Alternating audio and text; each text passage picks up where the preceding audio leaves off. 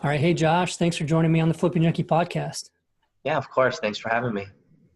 All right. So we've got Josh Rudin here. He's flipped houses for the last, has it been 6 years? Yeah, it's been around 6 years. Exactly. Yeah. And you got your start when you were 19 years old. Is that right? Yep. 19. Man, I want to talk about some of the struggles you probably faced starting this business at that age. I started early, but it wasn't that early. You had mentioned that you had gone through a lot of negative experiences, but learned from them, but you're making positive cash flow now and doing lots of flips, and that you focus your flips primarily in 4 cities near Victorville, California. And you hired a project manager, double your age, to handle all the deals. And having that help has given you the time to focus your efforts on finding deals and even traveling the world. So let's dig into that. Let's find out more about how you got your start, especially at the age of 19. That's pretty incredible. Props to you for that. Thank you. Thank you. So I actually I met a mentor, and he started every single Tuesday at Red Robin. We would go and he would play a game, and I learned the balance sheet and everything, and it really changed my mindset. And one day we decided to start looking in, like you said, Victorville, Adelanto, Apple Valley, and I didn't really know which city to go to. So we looked at the numbers and found a little area in Adelanto, all mobile homes on its own land. So you own the land and you can buy a house there for, like, at the time when the market was down, it's gone up 3 times since then. I bought my first house for $23,000. Nice. And my mentor told me that it was only going to cost $7,000 to fix up. And obviously I took his word because I didn't know anything about real estate back then. I just was excited about it. I saw the game. I was really good at the game, and ended up costing $35,000. Ooh. Yeah. And he told me he was going to fix it all up himself, and he's actually a contractor, so I believed him, but he was only there on the weekends, and there were some weekends he couldn't make it. So it took over a year to fix it, and it probably should have taken 2 weeks to a month. So that was one issue. It cost a lot more. Luckily, the market was so down that I was able to get out of it eventually. But at the time, he was just teaching me to have renters and not flip houses and just hold it, which was a good strategy back then when the market was so low. But now I decided market's not going to go up much more. Probably time to start flipping. Back then, I got a tenant, and she had a Batman tattoo on her face. And I didn't really think much of it at the time. I didn't screen her or anything. And I rented to her, and she ended up obviously not paying rent after a few months. I gave her a couple months instead of starting the eviction process. I didn't even know what an eviction was at the time. And I'm happy that happened because I learned from the experience. It happened another 4 times after that when I really learned from the experience, but it hasn't happened since. So it happened 5 times in my first year, and hasn't happened in the last 5 years.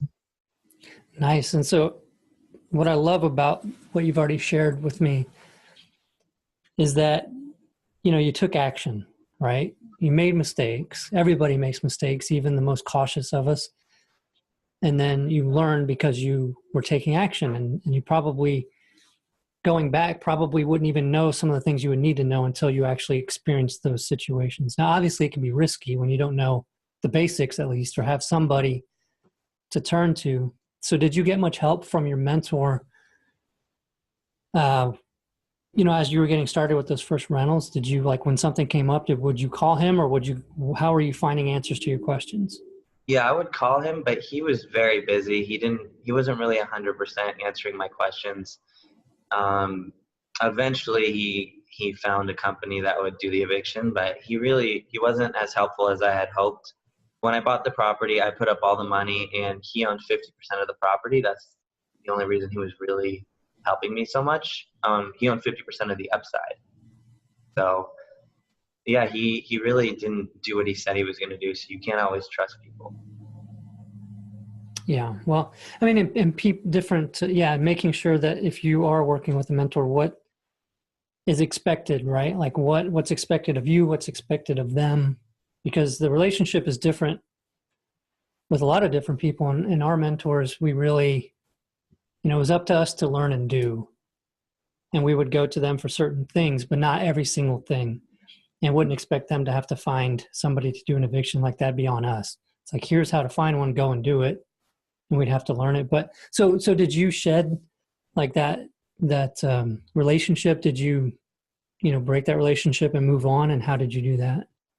Yeah, at times I did break the relationship, and then, I mean, it wasn't completely broken. What really broke the relationship is me and my friend who partnered on a deal. We would go and talk to neighbors and ask, hey, that house next door to you, do you know the owner? So we found the owner, called her, and ended up getting a property that was probably worth $30,000 for $8,000. Nice. And we had the voicemail and everything. She said, yeah, we accept your offer. I told my mentor about it. He went out there, drove, talked to a neighbor, got the phone number, and bought it for $12,000. So that broke the relationship for a few years, but then, I just forgot about it. I know that he can still teach me. I had friends who wanted to learn from him, so we still did some meetings, and I was just there kind of teaching as well. But yeah, I would never do a deal with him again. I'm sorry, but that would have been. Yeah, I was like 20 at the time. No, So do you still, do you still need help? What do you do now? I mean, what's your business like right now? So my business right now started about 2 years ago when I started flipping houses. I had a renter who came down from Santa Cruz, California, paying me $700 a month for a property I bought for $24,000 at the time. Now I sold it actually for $72,500 a couple of years ago. And he ended up saying, hey, he saw me. I had a guy that was helping me with all the management of my rentals. I just gave him $350 off the rent. He did everything. And he saw this guy not doing a good job. He's like, I can really help you with this. I can take you to the next level. I've done this before. I've built a house from the ground up. He ended up losing everything. He lost everything in the stock market. So he had to live in Adelanto, California in a mobile home. But he had made money in the past, and he had 24 years on me. He's 48. I'm 25, maybe 49 now.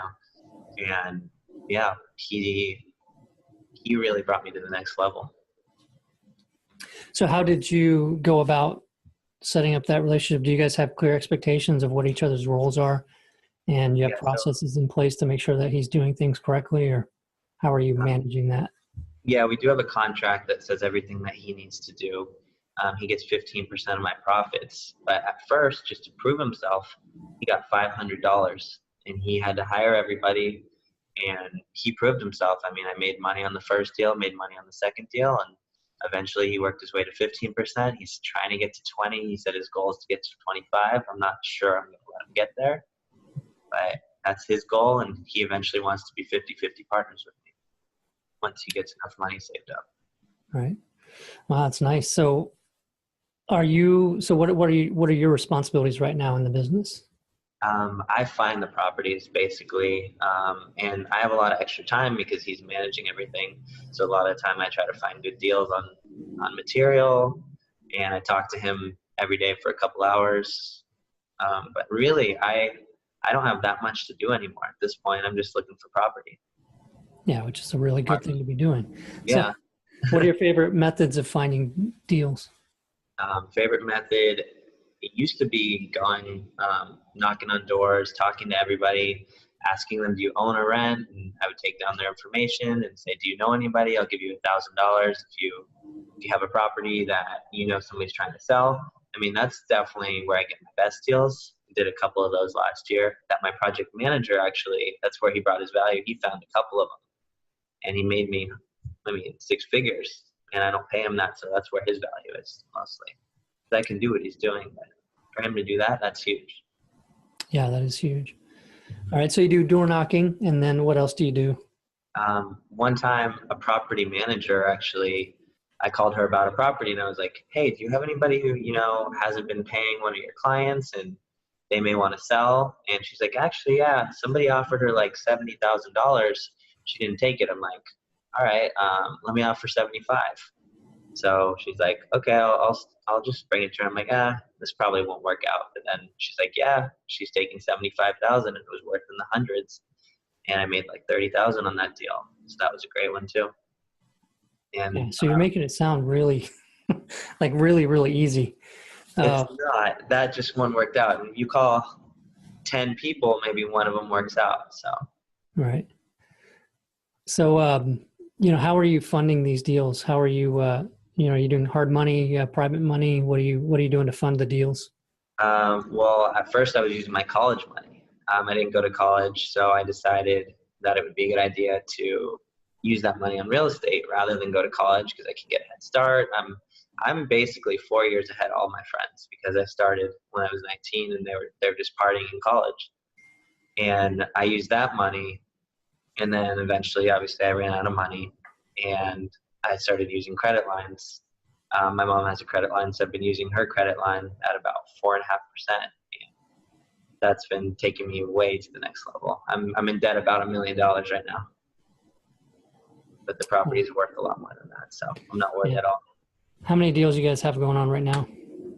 Right now, I have 5 flips going on, but I own, I think, about 12 properties right now. Nice. So what are all the properties that aren't being flipped? Those are rental properties that you have? Yeah, I have some rental properties, and then I have a couple that are just on the market, so they're not in process. And how are you determining what you want to pay and what you want to cash flow for the hold properties? I want anything over 10%, but I'm getting way over that because I was buying a couple of years ago. But right now, if I can get 10%, it's not that easy in California. People are buying apartments and getting 3.5%, and they're happy with it. So 10% is great right now out here. Right. Are you building up a reserve or something for, as you pick up more long-term, so you don't have like a domino effect if market changes and you have problems? Yeah, I definitely always have some money in my bank just in case. I'm trying to sell a few right now because I know the market is towards the top and interest rates are going up, so property is probably going to go down the next couple of years. So yeah, I'm definitely trying to get ready for that. I'm going on vacation for a few months, which is great. In this business, you can do that if you have somebody managing for you. Going to Europe. Oh, nice.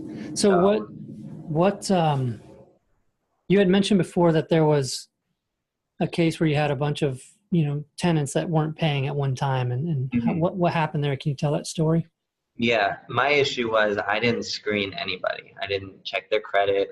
Eventually I did, and I had like 400 credit, just terrible credit, had evictions on the record, but I didn't even know. No one told me that I should be checking that. And I kind of just did it. And I'm glad I did do it because now I know obviously to do that. But also the problem was I had 3 properties vacant at one time, and I talked to this one girl, and she lived in one, her mom lived in another, and her friend lived in another. So all of them were related and friends. So they all just decided not to pay me at once, probably because of my age. That's why I started hiring managers, because they don't really respect a young guy as much as they do an older guy.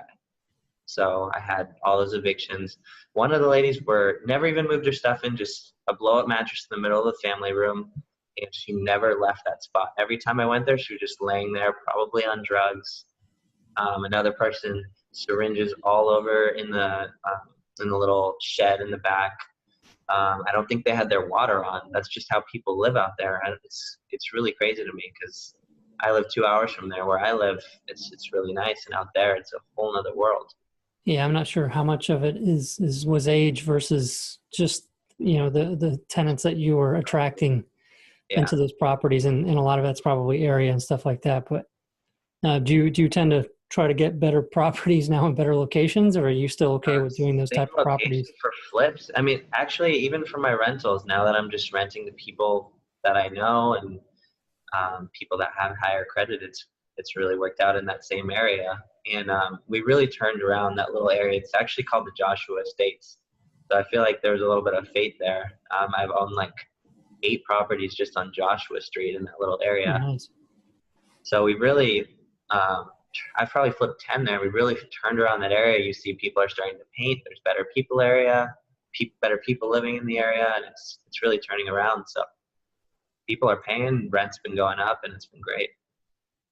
All right. So what were the other, I don't know that you mentioned, what were the other ways that you're finding these deals besides the door knocking? The main way is on the market. I just make offers, lowball offers. Sometimes it'll be sitting for a long time, or sometimes it'll be back on market. That's a good one when it goes back on the market. And I just make lowball offers, and sometimes they take it and fix it up cheap. I got guys who will do it cheap and sell it for a lot more retail. All right. So do you know the numbers of how many offers you're making for those listed properties to the number of contracts you're getting? I would say probably about 5% of them. Yeah, that's really good. So was that 1 out of 20? 20 offers and get one of them? About 1 out of 20, yeah. Nice. The ones that have really worked out for me are when these mobile homes are not on permanent foundation, they can't be sold with a loan. FHA, they can only be bought cash. So a couple of them were on the market for 100 and then went down to 90, and then I offered 70, and they didn't have any other cash buyers in that area. It's kind of my little niche. A lot of people don't know about that little neighborhood, but when I was buying, I was buying for 30, and I'm literally in escrow right now, and it appraised at 130,000. It's blown away. Bought that thing for 70,000. Nice. So what kind of system are you using to keep track of the offers you're making on those listed properties? I'm using this flipping spreadsheet, but I'm not as organized as I'd like to be. I have Google Docs. But yeah, I don't really write it down. I just have it in my email, and I go back and check my email, type in the address, and it'll come up.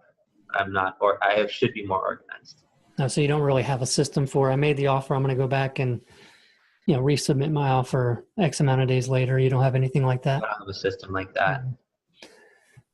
Yeah. Some people get caught up in working on those systems instead of going out and making offers. So I applaud you for. I think action's a little more important. Right. Organization's very, very important. Yeah. Once you get going, you need to build that in. So yeah, it'd be a good thing to do, but yeah, taking the action, because it's so much more comfortable to be like, I'm going to work on the process when, if you're not doing it and getting to the point where you need that process and you need the efficiency of it, doing that. But awesome. So we did knocking on doors. You did listed properties, making offers. Property managers. How are you finding and talking with them? What's the approach? The approach with that is just calling them, asking them, telling them I'll give them commission, obviously, if one of their clients are in a bad situation and want to sell. So they're always looking out. Just call every single one in your area, and eventually one of them will call you and say, hey, this client of mine is so over this tenant. They haven't paid for a full year. They're ready to sell. And then I'll make an offer. And sometimes it'll work out, and sometimes they'll want too much. But as long as there's action, it'll eventually work out. Nice. Yeah, I like how you're like going out there and doing the stuff that most other people aren't willing to do or doing. And that's how you're finding these deals. That's awesome.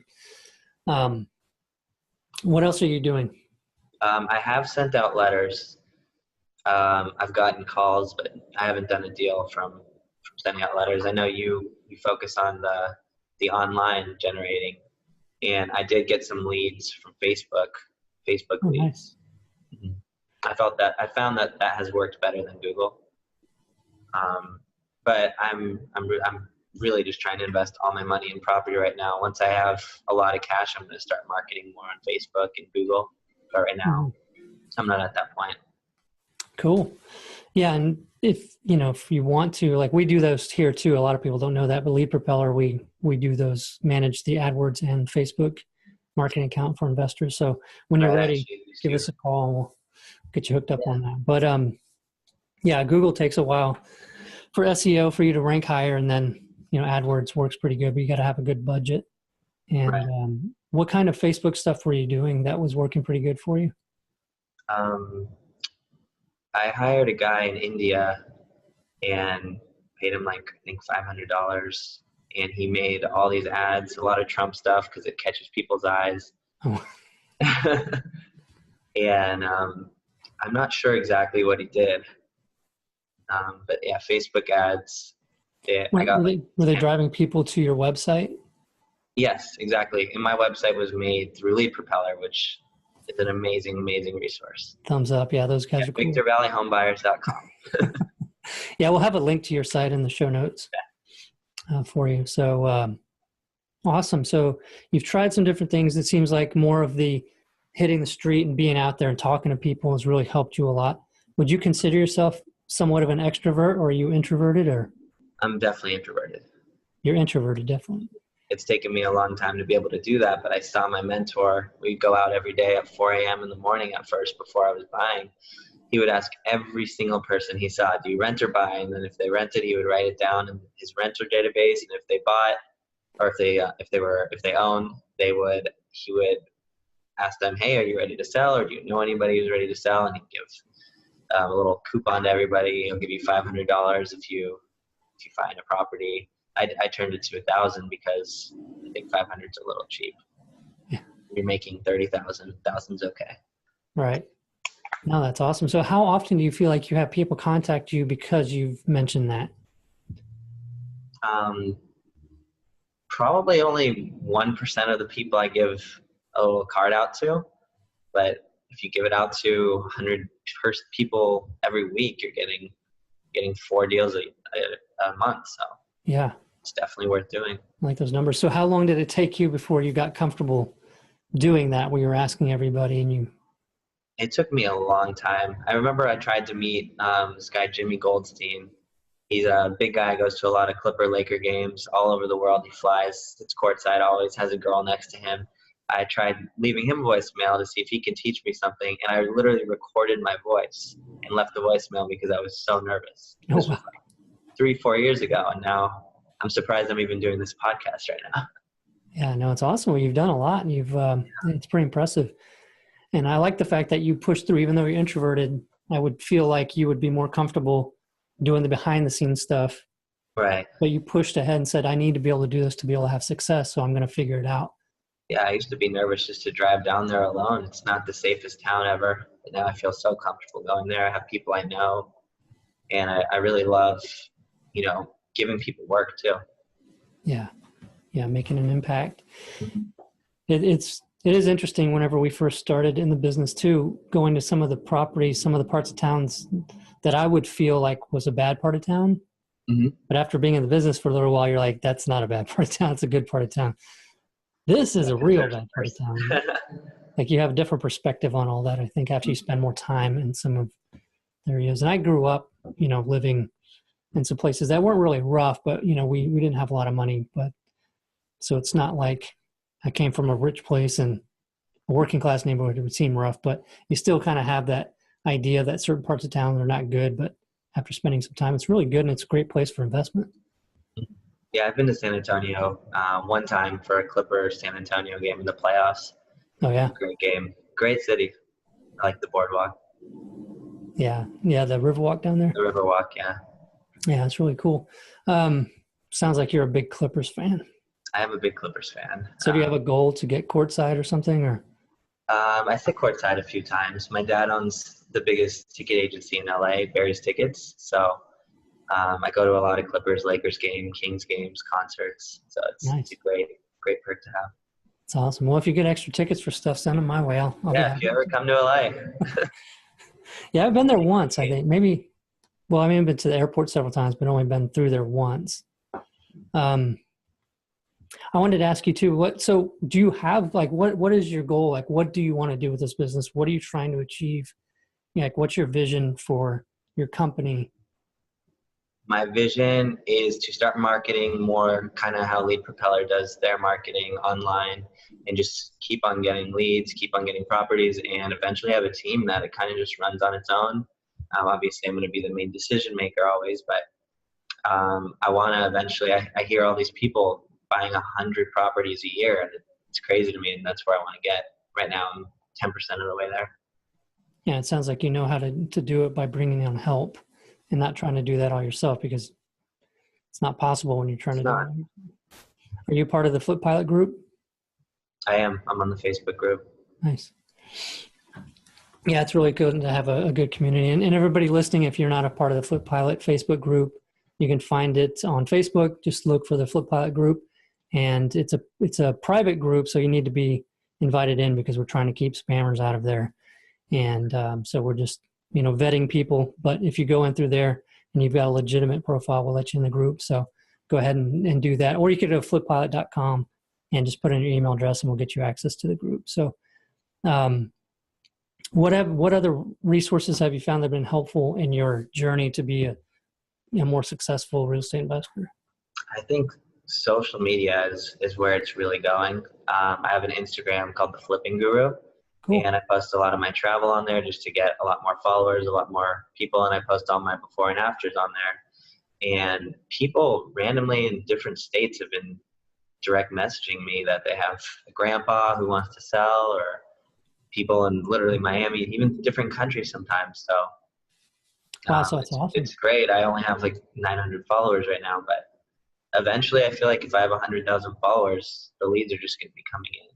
So that's my main goal, is to just get that thing growing. Yeah, to me, that's a hot tip. So yeah, we'll put a link to that Instagram account too in the show notes page, which will be at flippingjunkie.com/103, flippingjunkie.com/103.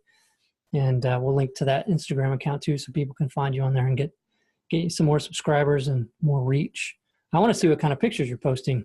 Oh yeah, check it out. What are the main things that you post? You said travel, but like what other? My before and after photos as well. So that only lets you post about 10 photos. So I just picked my best 5 of before and 5 after. And there's a bunch of websites out there that automatically likes people's photos and automatically follows people, and you can choose what type of people you want to follow, and then those people will follow you back. So I follow a lot of people in the real estate field. Nice. So it's an automated thing that automatically follows people. Right, and I have a friend doing it, so he charges me 50% off. I'm paying $50 a month for it. Oh, nice. So does he manually do it, or he operates some kind of software that automatically does it? Software that automatically does it. Do you know the name of it? Would you mind sharing it? Yeah, I can share it. It's Catalytics, but I don't think that's the actual website. That's just what they call it. We could put it in the notes at the end. Okay. Yeah, just send it over to me and I'll put it on the show notes page. Okay, cool. So that's I've gotten a lot of great info from you about that. And I think the big takeaway though from this show is just the ability to, even if you're an introvert, to go out there and do those things and talk to people, right? So many people are trying to stay behind the computer instead of getting out there. And that's what it is getting out there and seeing what's going on, talking to people, and finding out who has a house that they'd like to sell, offering incentives for them to reach out to you. So do you have a business card that has that on there, that you pay $1,000 and you give them a business card, or you just tell them? It doesn't say that, but I tell them when I hand it to them. It just says we buy houses, Victorville Home Buyers, or Rudin Enterprises. Okay. And so they got to remember it. So I wonder if adding that to the card might be a good thing. Yeah, that would probably be a good idea, because they probably just put it somewhere and forget about it. And if they see $1,000 on there, they might look at it again and think, oh, wow. Yeah, that's a good idea. So I think that's a big takeaway. Do you have anything else that you wanted to share with everybody on the show? Anything like another situation maybe that you faced as a young investor that was trying and you felt like it was because of your age? Yeah, I bought a house. I was expecting to make like 40 to 50 on it. And the appraisals can kill you sometimes. And this one ended up being a mobile home. Even though it looked like a home, it was stucco. It had central AC. My project manager didn't notice it. None of the contractors noticed it. And because it was a manufactured home on its own land on permanent foundation, you can only take comps from different manufactured homes. So I had it in escrow at like 172, and the appraisal came in at like 115. I was like so shocked, so pissed. But ended up, the buyer ended up coming up like $10,000 in cash, and I made like $400 on that deal. Oh, but wow. I haven't lost money on any deals so far. That was the closest I've gotten to losing money. So the buyers didn't even know. Buyers didn't even know. Wow. Did the inspection uncover that, or was it the appraiser that uncovered? No, just the appraiser. Wow. Yeah. So would that have shown on the, on the county data or anything that it was? It did, but I didn't look. It was on title. Wow. Yeah. That's pretty amazing. You got to definitely look at title. and ask people who know if you don't know. Yeah, well, at least you didn't lose money on it. Yeah, I didn't lose. If you're buying deals that are that good, you usually don't lose, even if it's 20 to 30,000 more than you think it's going to be, or you get 20 to 30,000 less. Nice. So, anything else? Any other situations that have happened that have been pretty? That's an interesting one. I've not heard that one before. I got another story that I'm in a project right now. It's a property. I paid $175 for it. I expect to put 100 to 105 into it, and hopefully try to get 400,000. This house is an acre, and there's 2 properties on it, or 3 properties. One is just a little work 500 square foot work shed. Another one is a garage with 350 square foot of guest space, and then a 2,900 square foot house. And we started doing it without permits, which a lot of the time you can get away with. But this time somebody came in, they saw we were doing it, and we've been shut down for the last 2 months.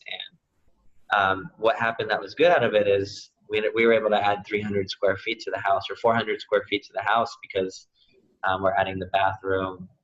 There's like a little area that you can add square footage to. So it's actually going to really help the value, but that was scary for a little bit. Maybe we would have had to tear something down.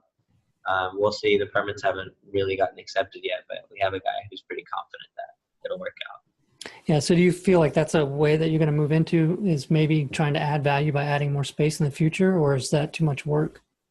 In that area, not as much. If I was in Beverly Hills or Los Angeles, one day when I'm buying $1 million homes, yes. But out there, you're buying $300,000 homes. If you put 50 to 100 into something to add a few square footage, it doesn't really make sense. Yeah, the return on the amount of hassle and time and cost is not there. We've never been one to really do that either. Some areas there are, like you said, were more expensive, where you got an older home that's kind of obsolete. They're selling for $1,000 a square foot. Put 400 square feet, that's another 40,000. Yeah. So that's cool. That's cool that you guys were doing it on that one to experience it. It's too bad you didn't have the permits pulled. And that's happened a couple times. I've actually bought a property that was burnt on fire, and this was good if you have good connections with realtors. My broker actually ended up being the one selling this house. It was you almost had to tear it down, but you can rebuild it.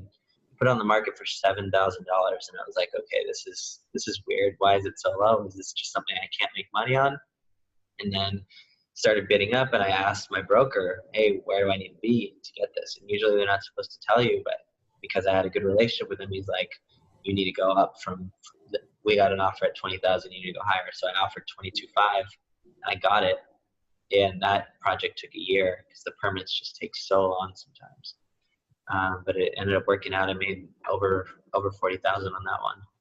Yeah, that's almost like building a new house. I mean, how much of it was burned? What percentage? Most of it. I mean, we had to put new trusses on. That was the first time I've ever done that. Brand new roof. Had to remove a lot of the wood, put new wood in. So it was really burnt down. I have the before and afters on my Flipping Guru Instagram. Oh, cool. Hopefully it's not one of those things where you fix the house up and then one day you're going by and it's like humid or something and you smell something burnt and you're like, oh man, there's a burn smell. Yeah, I did not like that. Did you? House. I feel bad for the workers that had to remove all the debris. That was gross. Yeah. Yeah. Gotta buy a mask though, because that's a liability if anything happens to them. Yeah. Yeah. Those burn houses are no jokes. Mm-hmm. What you said was pretty valuable too, is in asking the broker, where do I need to be? And you're right. They're not really supposed to tell you. And another question, a good question to ask though, is if I were to offer this, where would it put me? Because they're not telling you. Yeah. But they're just kind of like giving you a little like heads up about where you Right. A lot of the time they don't really tell you the exact number, but they can kind of nudge. Yeah, if you offer, I could say, hey, if I offer 25,000, will I get it? No, you probably need to go up a little bit. They can say that, but they can't tell you really what the other person offers. So. Right. And at the end of the day, they're trying to get the most for, the person selling. So like they're doing what they're supposed to. Awesome. I like the stories. You got any more good stories? Probably. Um, my project manager one day, he just quit on me because he asked me if he can invest in a property that I had already bought and I already was into the property for a month. And I said, no, because you need to take the same risk that I take. If you buy it at the same time as me, sure, but you can't take the same risk. And the problem with him is he's very emotional, and he has lack of sleep. He has to wear sleep apnea. And when he doesn't wear that, he's really groggy. He doesn't act like himself. And I have to deal with that personality a lot. So he ended up quitting one day and just writing me this full essay. And I just like wrote, all right, when you calm down or if you're on some sort of drug, just text me tomorrow. We'll talk about it. And the next day he's like, I'm so sorry. I don't know what got into me. Oh, I still want to work for you. And he's like, I got offered 20% by this other guy. I'm like, all right, take it. I'll find somebody else. You're not any different than anybody else. And sometimes he thinks he is. Yeah, it's always tricky relationship-wise on those kinds of things. You got to be careful, though, if that kind of behavior keeps creeping in.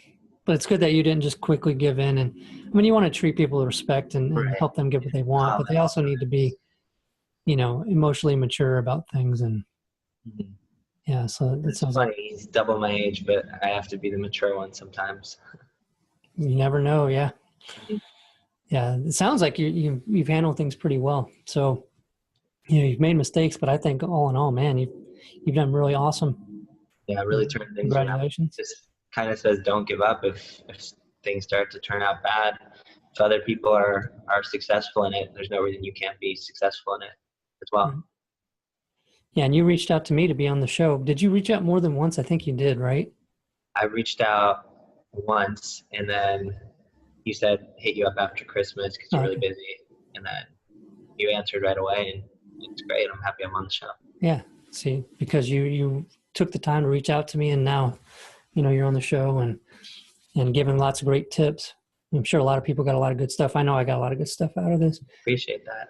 Hopefully one day we can meet. Maybe I'll fly out or you can fly out. We can go to a game. Yeah, that'd be cool. All right. So how can people out there listening get a hold of you, Josh, if anybody wants to get in touch with you? I can give out my cell phone number. I don't mind.